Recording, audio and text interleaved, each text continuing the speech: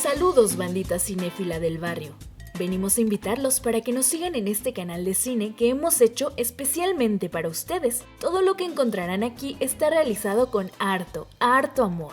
Nuestra misión es llevarles lo mejor del cine hasta su barrio. En nuestro canal podrán encontrar recomendaciones de películas bien chidas para que las puedan disfrutar acompañados de su peor es nada, con sus jefes, con la pandilla o de a solapa. Ahora que si la pasión por el séptimo arte va más allá, nos adentraremos a la historia del cine mundial. O si simplemente quieren apantallar a la bandita o a su liga en cuestión con algún dato bien acá de las movies, también tenemos una que otra sorpresa. Te podemos garantizar que te vas a entretener y aprender al mismo tiempo. Debemos ser claros, igual que en el barrio nosotros no discriminamos películas. Te podemos hablar del cine de superhéroes, arte, autor, mexicano, estrenos y clásicos de Hollywood, cine exótico de Bollywood o cine proveniente de lo más recóndito del mundo. Aquí hay de tocho morocho. Todo lo que haya sido filmado puede ser visto y analizado en nuestro canal. Si te agradó nuestra propuesta, no dudes en unirte a nuestra pandilla cinéfila.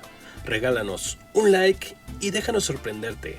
Nosotros somos Itzel Wolf, Óscar Amadeo Modigliani y juntos hacemos Cinema de Barrio. De los cines a tu barrio.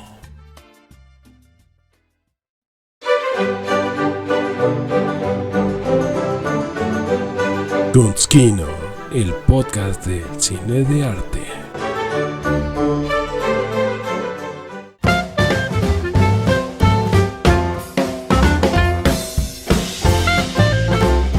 Saludos, pandilla del barrio, mi nombre es Óscar Amadeo Modigliani y te doy la más cálida bienvenida a este primer podcast de cine llamado Kunskino, mismo que es traído a ustedes gracias a Cinema de Barrio. Seguramente te estarás preguntando de qué trata este podcast y qué significa su nombre tan rarito. Pues bien, ambas preguntas van a ser ciertamente relacionadas, ya que Kunskino en alemán significa cine de arte. Decidí escoger este nombre como homenaje a un proyecto que tuve hace algunos años y que me trae muy buenos recuerdos. Se llamaba Radio Kunst 22. ¿Lo llegaste a escuchar? Esto aunado también a que básicamente la traducción es de lo que va a tratar este podcast. La idea principal es intentar acercar al público en general a estas películas que a veces parecen estar ciertamente estigmatizadas, ya que al escuchar cine de arte, inmediatamente nos viene a la cabeza la idea de que son películas aburridas, incomprensibles, en idiomas raros, con una duración larguísima, en blanco y negro y que la gente no suele ver. Bueno, ni la mamá de los directores las quieren ver. Solamente los raritos y los cineastas mamadores se atreven a verlas para sentirse superiores o algo así. Creo que de hecho hasta hemos visto los memes donde ponen a un tipo así hipster que está en la cineteca, pues diciendo que vio una película de Yugoslavia blanco y negro con una duración de 9 horas y donde los actores solamente utilizaban el lenguaje binario para comunicarse porque de esta forma pues se manifiestan contra el capitalismo. Digo, esto es un ejemplo, no hablo de alguna cinta en específico. Si bien es cierto que sí hay algunas cintas así, no forman parte de todo el catálogo. De hecho, hay cintas que seguramente ya has visto y son catalogadas como cine de arte. Por ejemplo, Taxi Driver de Martin Scorsese, Perros de Reserva de Quentin Tarantino, El Ciudadano Kane de Orson Welles, que déjame decirte, esta es considerada como la mejor película del cine mundial de toda la historia. Lo interesante de este podcast es que analizaremos estas cintas de forma que te puedan llamar la atención para que les des una oportunidad o tal vez obtengas algunas pistas para comprender alguna película de mejor forma, conozcas un poco más de algún director o films que se realizaron en países que no tenías idea que hacían esa clase de películas. Por ejemplo, en mi caso, creo que hasta la fecha sigo fascinado con el cine iraní. Siendo sinceros, no son muchas las cintas que he visto, pero lo que he podido apreciar, la verdad es que me ha encantado. En fin, para iniciar con este proyecto, tomando en cuenta que este es el primer programa, lamento decepcionarte un poquitín, pero esta vez no vamos a hablar de películas, ya que me parece que es indispensable definir primero qué es el cine de arte, su diferencia con el cine comercial, y pues ya que estamos encarrilados, pues repasamos lo que es el cine de culto y el cine de autor, y cómo es que ciertamente todas estas definiciones pues van entrelazadas. Antes de iniciar, debo de advertirte que las definiciones que te daré no son definitivas, ni determinantes, ni mucho menos precisas, más bien diría que son meramente subjetivas, ya que las mismas fueron creadas para catalogar determinadas películas con fines comerciales o apreciativos. Solamente se trata de una etiqueta que tiende a flexibilizarse ante el avance de la industria cinematográfica, la creatividad artística, movimientos sociales o artísticos, o simplemente por apreciación del público. Lo que quiero decir es que no debemos de casarnos con una sola idea. Siempre hay que mantener la mente abierta, recordando que no existen las verdades absolutas. Con esto en claro, pues bien, vamos a iniciar con todo este embrollo, y sin darle más rodeos, pues empecemos con la que me parece la más fácil de explicar. ¿Qué es el cine de culto? Pues bien, si hacemos una búsqueda en la red, la definición más común que podrás encontrar son aquellas películas que, por su producción, temática o narrativa, se han abierto un nicho de consumo que se sustenta en seguidores fieles a niveles casi religiosos. Esta definición es muy general, ya que pues casi cualquier cinta podría entrar en esta categoría, así que vamos a detallarla. Antes, sería preciso aclarar que el cine de culto no se trata de un género cinematográfico, más bien es una etiqueta de distinción, ya que dentro del cine de culto podemos encontrar películas de diversos géneros cinematográficos, como son el terror, ciencia ficción, comedia, cine negro, romance, dramas, etc. Entonces, ¿cómo se cataloga el cine de culto? Pues, aunado a lo que vimos en la definición, los catedráticos del cine afirman que una cinta de culto debe de cumplir básicamente 4 requisitos principales, los cuales son: como primer requisito, debe de tratarse de una cinta transgresora o poco convencional. Esto quiere decir que dichas películas tocan temas que se pueden considerar tabús, poco aceptados, rechazados o simplemente incomprendidos por el público en general. Un ejemplo de esto sería, por ejemplo, la cinta Saló o Los 120 días de Sodoma de Pier Paolo Pasolini. Esta película es una adaptación de la obra literaria del mismo nombre, escrita por el Marqués de Sade. Ya sabes más o menos por dónde va la idea, ¿no? Ambas obras causaron y siguen causando un revuelo excepcional por la crudeza de su temática y sus fetiches sexuales, los cuales han llegado a ser considerados como repulsivos o grotescos. Posiblemente en la actualidad tiene un poquito más de aceptación, pero me parece que sigue siendo más el rechazo del público, con todo y que supuestamente tenemos una mentalidad más abierta. Pero bueno, como segundo punto, se indica que dichas cintas también deben de ser marginales. Esto quiere decir que únicamente son aceptadas por un pequeño grupo de personas. Estos son los fans, que se atreven a abordar estos temas, no temen hablar, debatir o reflexionar de los mismos, le dan una oportunidad, ya sea por interés en la materia o simplemente por amor al arte. Estas personas se atreven a disfrutar con estas obras prohibidas. Esto nos lleva al tercer punto. Son cintas atemporales, ya que cuando ese grupo de personas descubren dicha cinta, no dejan que la misma caiga en el olvido. La recomiendan con otras personas para mantenerla vigente. De hecho, me imagino al pobre cineasta tocando de puerta en puerta con sus vecinos. Hey vecino, te recomiendo esta película que para mí es la mejor, ¿no? Desgraciadamente, bueno, pues ya sabemos que no todos ven las recomendaciones que luego uno hace. Pero bueno, ya regresando a un ejemplo sí un poco más serio, pues tenemos la cinta El show de terror de Rocky, del director Jim Sharman, del año 1975, la cual pues tiene un nicho de seguidores específico, ¿no? Quienes año tras año se reúnen no solamente para admirar la cinta, sino que algunas veces hasta llevan a cabo la puesta en escena de la misma. Ahora bien, como último punto, ciertamente el más importante, estas cintas no pertenecen al cine comercial de Hollywood, o posiblemente no tuvieron el éxito que se esperaba de ellas, o simplemente fueron incomprendidas, por lo que quedaron arraigadas. Todos hemos escuchado alguna vez la frase: esta cinta estaba adelantada a su tiempo. Su éxito de estas películas se basa en el culto que le rinden sus seguidores, quienes pues la van recomendando de boca en boca, lo cual pues le genera adeptos o nuevos fieles seguidores. Por ende, su fama no es gracias al aparato mercadológico o de publicidad de los grandes estudios. Cuando hablamos de esta categoría y tomamos en consideración todos estos puntos que ya vimos, pues se suele etiquetar en estos estándares las cintas de serie B y al cine independiente, ya que se podría considerar que son quienes más cintas aportan. Sin embargo, no son los únicos. Hay cintas como Freaks de Todd Browning, Pink Flamingos de John Waters o hasta el mismo Blade Runner de Ridley Scott que entran dentro de esta categoría. Hasta aquí podemos entender un poquito la intención de englobar a ciertas cintas como cine de culto, que sería, bueno, darles una distinción que en su momento no tuvieron estas cintas, ¿no? Sin embargo, la cosa no para ahí. Ahora bien, hay quienes no están de acuerdo con que la etiqueta sea tan cerrada, ¿no? Que se tengan que cumplir forzosamente todos estos requisitos, ya que, bueno, hay cintas que según merecen estar dentro de esta categoría, ello tomando en cuenta la definición de culto. La RAI nos define culto como la admiración afectuosa de que son objetos respeto a algunas cosas o el honor que se tributa religiosamente a lo que se considera divino o sagrado. Siendo así, el abanico de posibilidades se abre, ya que cualquier cinta podría entrar. Por ejemplo, la saga de Star Wars, la cual cuenta con millones de fanáticos en todo el mundo, quienes celebran festivales, proyecciones, organizan torneos, tienen un día del año dedicado a la franquicia, que es el 4 de mayo, se disfrazan e interpretan a sus personajes favoritos y siempre están presentes en los eventos más importantes del séptimo arte. Para los puristas del cine, esta cinta no debería de ser considerada como cine de culto, básicamente porque nunca fue marginada, pero lo principal es porque es impulsada por la industria cinematográfica a gran escala, quienes tienen toda una industria que no solamente va enfocada al cine, sino en la explotación completa de la marca, la cual pues podemos encontrar en juguetes, alimentos y diversos productos. Ciertamente, y siendo muy francos, la razón por la que se intenta etiquetar a estas cintas comerciales como de culto es más bien con fines económicos, ya que bueno, esto es un pretexto para elevar los costos de dichas películas o productos. Pero bueno, ¿tú qué piensas? Cintas como Star Wars, El Señor de los Anillos, Harry Potter, Volver al Futuro, las cintas de Marvel y DC, ¿se pueden considerar de culto? Recuerda dejar tu opinión en los comentarios. Pero tranquilos, esto apenas es el principio, el camino se irá poniendo aún más escabroso, porque ahora vamos a ver qué es el cine de autor. Cuando observamos alguna obra de arte, ya sea un libro, pintura, escultura, edificio, con el debido conocimiento, pues fácilmente podemos identificar ya sea la corriente artística a la que pertenece, determinar aproximadamente el año de realización y saber con certeza el autor de dicha obra. Esto toda vez que cada artista tiene su sello distintivo que de cierta forma lo hace único. En el cine de vez en cuando sucede algo similar. Hay películas en las cuales a partir de ciertos elementos, puede ser guión, tomas, paleta de colores, edición, elenco, etc. podemos saber quién es el director de dicha película, ya que este tiene un sello distintivo que lo hace único. A estas cintas se les cataloga como cine de autor, pero vamos a indagar más al respecto.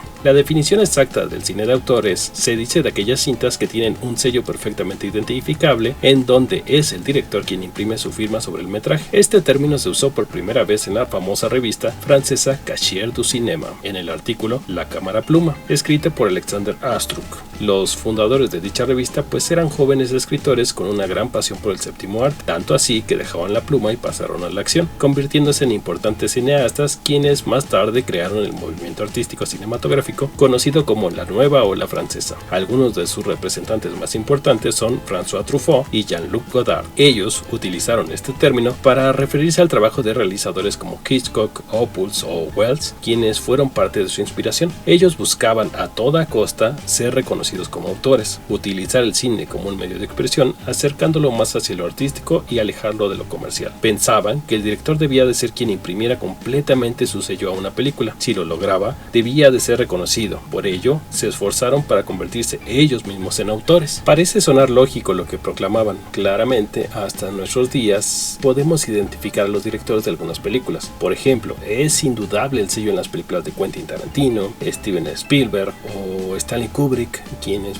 pertenecen al cine comercial, ¿no? O Tarkovsky, Fellini, Bergman en el cine de arte. Aun cuando, los directores exploren por diferentes géneros, es posible identificar la mano del artista. Pero todo esto tiene un gran problema. Si te has quedado al final de una película, te habrás dado cuenta que es mucha gente la que aparece en los créditos. Pues bien, todas esas personas que ves, de una forma u otra, han aportado algo en la realización de la cinta, ya sea con su trabajo, talento, consejo o creatividad. Aun cuando el director de cine es quien toma todas las decisiones en un film, es indudable que existe influencia por parte del staff. Es casi imposible que sea un trabajo individual. Por tal, la autoría se va de cierta forma diluyendo conforme pasan las etapas de producción. Por tanto, el resultado final no es la idea pura del director. Los autores de la Nueva Ola Francesa se inspiraron en el trabajo de Alfred Hitchcock como ejemplo del cine de autor, y en parte tienen razón, ¿no? Tú ves una cinta de Alfred Hitchcock que inmediatamente le identificas, ¿no? Y sabes de qué es de él. Sin embargo, si indagamos un poco, nos damos cuenta que aun cuando Alfred controlaba todos los aspectos de la preproducción, había veces en que dejaba a su esposa a cargo de los días de filmación, así que pues ella llegó a influir en la toma de decisiones. Ahora bien, si consideras que este dato de su mujer no es tan relevante en el resultado final de la cinta, pues te voy a contar un dato que la verdad,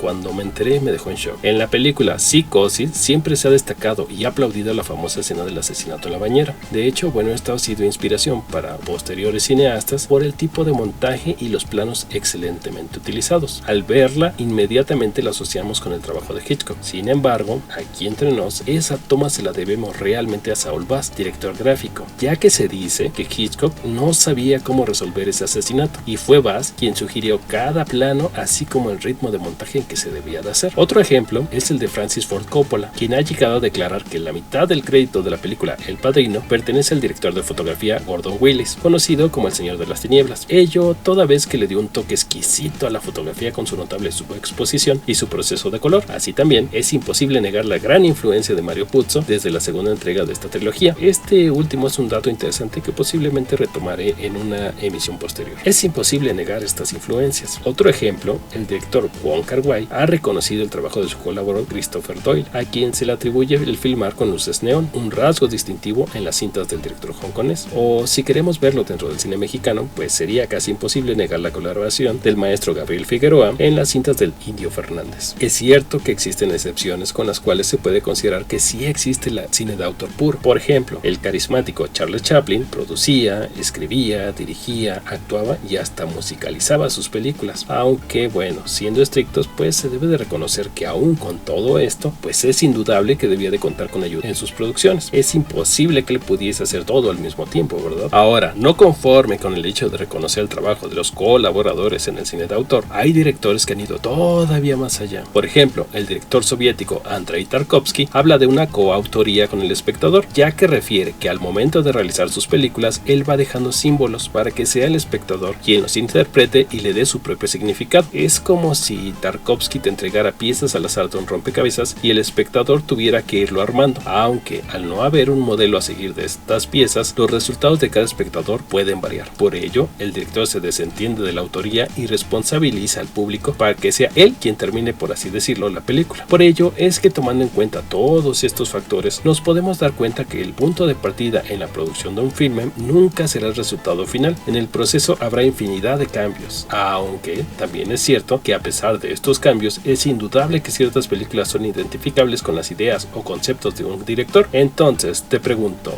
¿crees que sí existe el cine de autor? ¿Qué directores has identificado como autores? Ya sabes, en los comentarios puedes dejarnos tu opinión al respecto. Pues bien, hemos llegado a la mitad del camino. Espero que no te hayas aburrido hasta el momento, porque viene lo mejor. Ahora sí, veamos la rivalidad de dos poderosos contendientes, el bueno contra el malo, el guapo contra el feo, el intelectual contra el popular. Te hablo de la supuesta rivalidad entre cine comercial y cine de arte. Vamos a tratar de desestigmatizar algunas creencias y conocer cuáles son las verdaderas diferencias entre una u otra, para comprender esto de mejor forma. Seguramente si te hablo de cine comercial, pues lo vas a identificar sin mayores problemas, como pues aquellas cintas que se realizan en Hollywood y que pues se ofertan en las grandes cadenas comerciales de cine. Filmes con grandes avances tecnológicos, donde actúan las grandes estrellas y las historias pues son épicas, ¿no? Ahora bien, si te digo cine de arte, posiblemente te venga en la mente lo contrario. Películas provenientes de Europa o países lejanos que difícilmente encuentras en un cine, por lo que tienes que acudir posiblemente a un cineclub. No cuentan con efectos especiales, no tienen actores o actrices de nombre y las historias son profundas y lentas. Esto claramente es un estereotipo, sin embargo no está tan lejos de la realidad.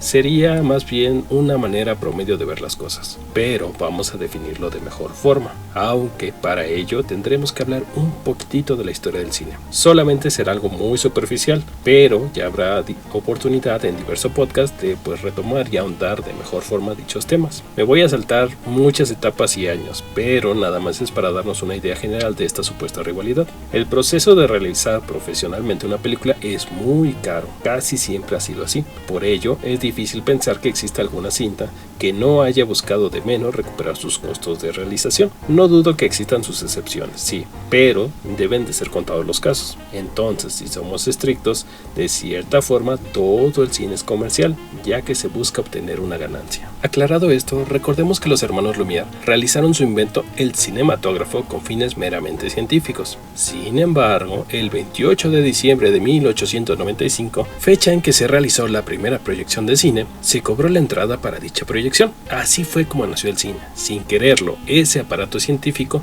se tornó en una máquina comercial y de entretenimiento. Quiero hacer una pausa aquí. Si quieres saber un poco más acerca de la primera proyección, busca busca en nuestro canal de YouTube el programa piloto de Sogno di Cinema. Se enciende por primera vez el Haz de Magia, donde hablo del tema y les paso unos datos curiosos e interesantes. Ya en breve vamos a retomar ese proyecto de historia del cine mundial, aquí en este mismo canal, Cinema de Barrio, así que espérenlo.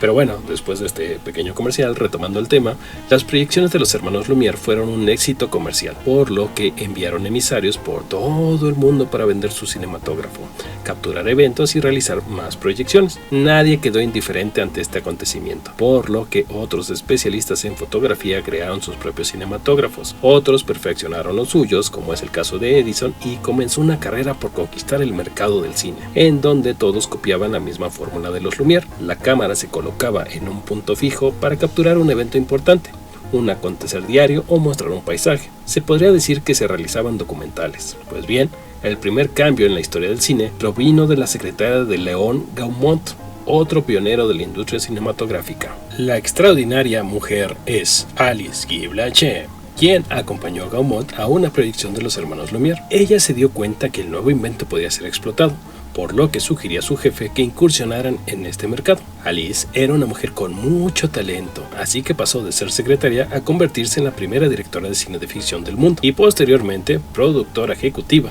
teniendo a mucha gente a su cargo. Ella se dio cuenta que el cine podía servir para contar historias animadas. De hecho, su primera cinta se llamó La Feu Chou, o El Hada de los Repollos o El Hada de las Coles. Su aporte y valor como la pionera del cine de ficción no fue reconocido hasta nuestros tiempos, por lo que el crédito como el padre del cine de ficción se le dio al mago Georges Méliès, quien utilizó el cine para adaptar grandes obras de la literatura, entre ellas los libros de Julio Verne. En ambos casos la cámara se quedaba en un punto fijo y se reproducía una obra, la cual pues finalmente era filmada. Por tal, hasta este momento de la historia pues tenemos que ya empieza a ver dentro del cine la aplicación de vestuario, nociones de iluminación, se reproducen los primeros efectos especiales y el cine sigue siendo completamente comercial. Por su parte, Estados Unidos recibió las obras de Méliès, por lo regular las proyectaban sin pagar regalías al autor. Otras veces, para no pagar derechos de autor, pues creaban sus propias versiones piratas. Posteriormente, años más tarde, hubo una persecución de Edison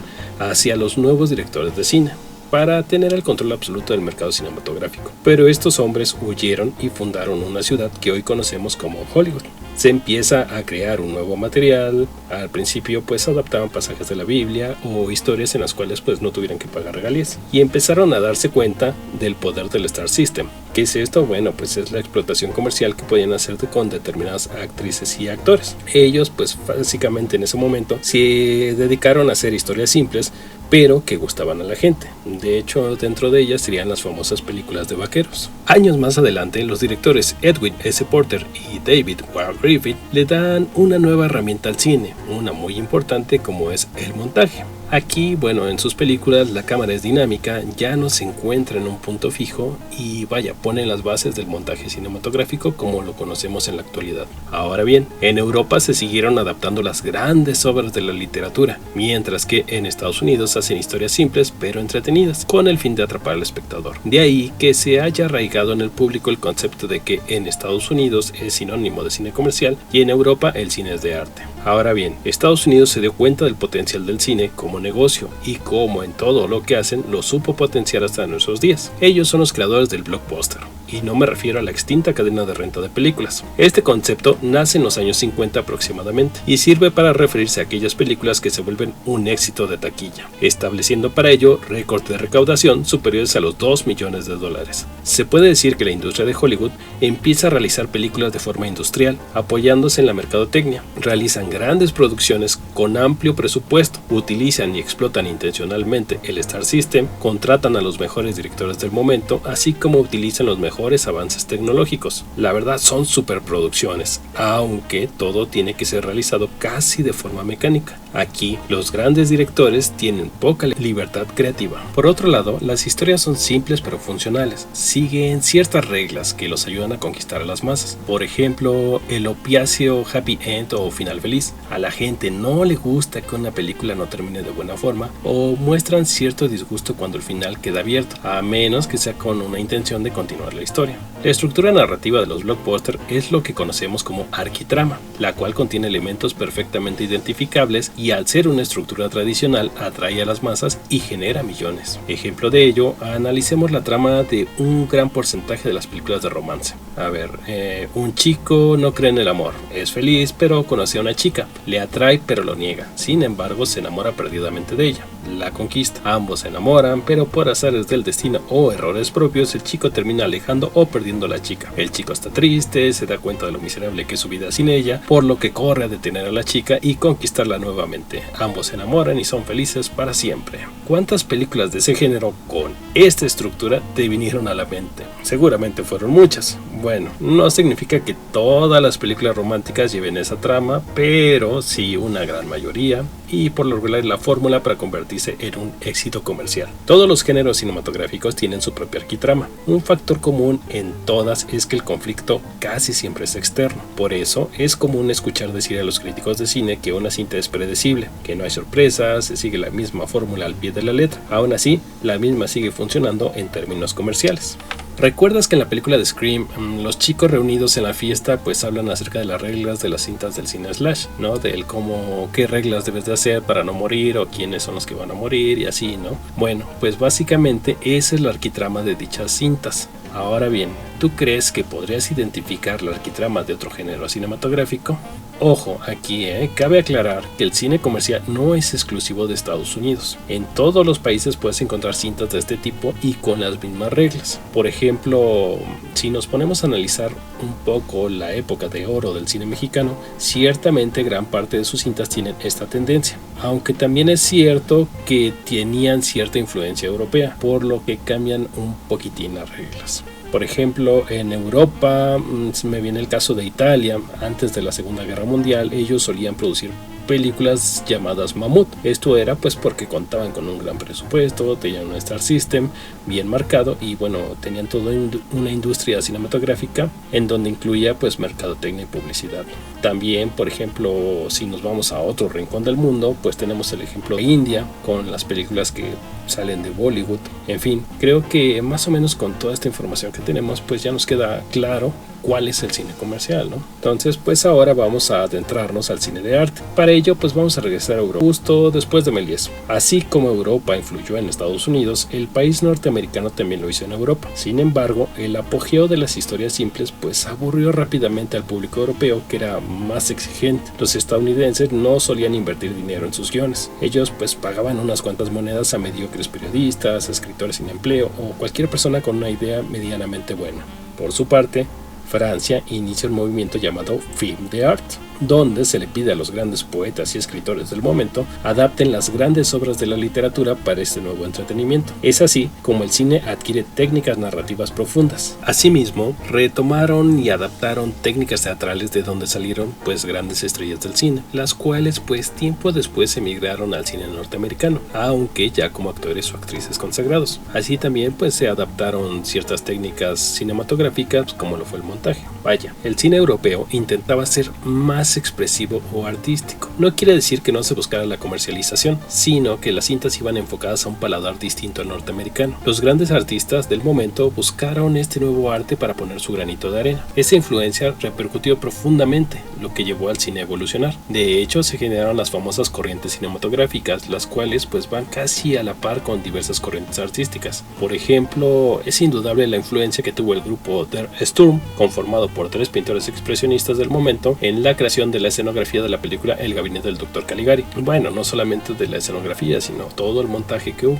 Y bueno, esta colaboración dotó de una nueva técnica en los decorados e iluminación que posteriormente con los años se perfeccionaría, como lo veremos en la cinta El Ciudadano Kane de Orson Welles. O también, por ejemplo, otro ejemplo, pues podemos encontrarlo en la influencia de Salvador Dalí y Luis Buñuel para llevar al surrealismo al cine, ¿no? Con su cinta El perro andaluz, quienes a su vez se vieron influenciados por René Clair Buñuel con su corto Entreacto, quien mostraba una mezcla de imágenes que nos remitían al dadaísmo y surrealismo. No podemos dudar que, por ejemplo, ya años más tarde, Ingmar Bergman aprovechó esta influencia surrealista en su cinta Fresas Salvajes en la escena del sueño del profesor. Posiblemente, si ponemos atención en algunas cintas, encontrarás la influencia de la pintura en la selección o creación de algunos planos, en los cuales pues se ha llegado a imitar la técnica. De hecho, si vamos más allá, te podrás dar cuenta que el cine toma prestada la técnica de casi todas las bellas artes para sí: escritura, teatro, pintura, música, danza, escultura y arquitectura. Pero igualmente, para no alargarnos mucho en esto, bueno, esto lo voy a dejar para diverso programa. Las corrientes cinematográficas no solamente nacieron como una manifestación artística, sino también como denuncia social. Por ejemplo, el expresionismo alemán intentaba alertar al mundo sobre las intenciones del nazismo, ello escondido en historias de monstruos. El neorrealismo italiano nace como una necesidad de mostrar al mundo con poco presupuesto las condiciones en las que se encontraba Italia después de la Segunda Guerra Mundial, así como motivar a la gente para mantener el espíritu elevado en esos tiempos de crisis. Los nazis, por su parte, supieron explotar al cine como un medio de comunicación, mientras que los socialistas rusos propusieron estudiar el cine para promover sus ideales, creando los primeros laboratorios de cine. La idea no está tan encaminada para comercializar al cine como tal, sino más bien convertirla en un medio de expresión. El cine europeo buscaba hasta debatir filosóficamente acerca de los temas del momento. Por ello encontramos cintas que están fuertemente influenciadas por alguna corriente filosófica, como algunas cintas de Jean-Luc Godard, o encontramos también artistas que intentan crear un nuevo lenguaje a partir de la imagen, como vimos anteriormente con Tarkovsky o hasta con el mismo Godard también. Contrario a lo que vimos en la arquitrama, el cine de arte realiza una mini-trama, enfocándose primordialmente en un conflicto interno. Es por ello que su desarrollo es lento, de planos largos, tiende a la meditación, a la pasividad, y es ahí donde la gente coloca el cine de arte,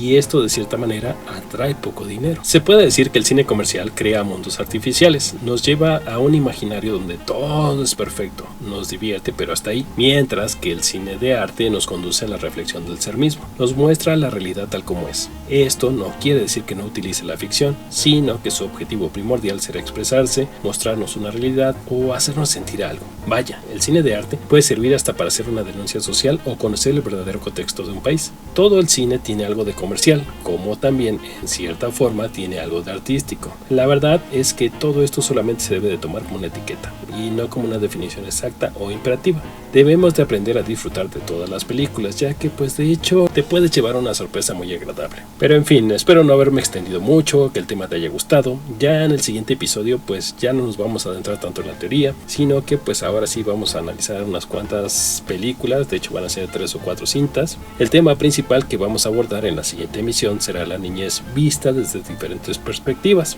Dentro del análisis tendré que realizar algunos spoilers, por lo que puedo sugerirte que veas anticipadamente las mismas. Así que bueno, trae lápiz y papel para apuntar cuáles serán las cintas que veremos o analizaremos en el siguiente programa. Las cintas que veremos serán: 1. Un tiempo para caballos borrachos, del director Maman Kobadi. Esta es una cinta iraní realizada en el año 2000. Esta película la puedes encontrar en la plataforma de streaming Movie. La segunda cinta que revisaremos se llama Cafarnaum, la ciudad olvidada, de la directora Nadine Labaki. Esta es una cinta proveniente del Líbano y fue realizada en el año 2018. Esta cinta la puedes rentar en la plataforma streaming Prime Video o YouTube. Por último, revisaremos la cinta Come On, siempre adelante. Esta es una cinta norteamericana de los estudios A24, dirigida por Mike Miles y realizada en el 2021. Esta cinta la encuentras actualmente en la cartelera de la Cineteca Nacional o próximamente será agregada al catálogo de la plataforma Prime Video.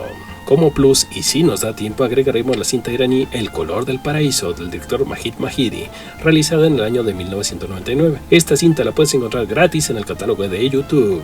Debo advertirte que las 4 cintas tienen una fuerte carga sentimental, así que por las dudas ten a la mano algunos pañuelos desechables. Hago una pausa para mandar un saludo a mi amiga Nora Urbina, quien fue la inspiración para la creación de este podcast. Saludos, Nora. Ahora sí, hemos llegado al final de esta emisión. Espero que te haya gustado, y si no, bueno, como dice aquel meme, ¿no? Si no hay una segunda cita, por lo menos pues ya te fuiste sabiendo lo que es el cine de autor, cine de culto, cine comercial y cine de arte. Agradezco que me hayas acompañado en este primer capítulo de Kunskino. Recuerda suscribirte en nuestras redes sociales, darnos like o suscribirte. Nos encuentras como Cinema de Barrio. Este podcast lo podrás encontrar en las plataformas iVoox, SoundCloud, Anchor y YouTube. En los comentarios te dejaré la bibliografía de esta emisión. Me despido con esta frase que dice: este es mi regalo, mi maldición. ¿Quién soy? Soy Óscar Amadeo Modigliani. Hasta la próxima. Cinema de barrio. De los cines a tu barrio.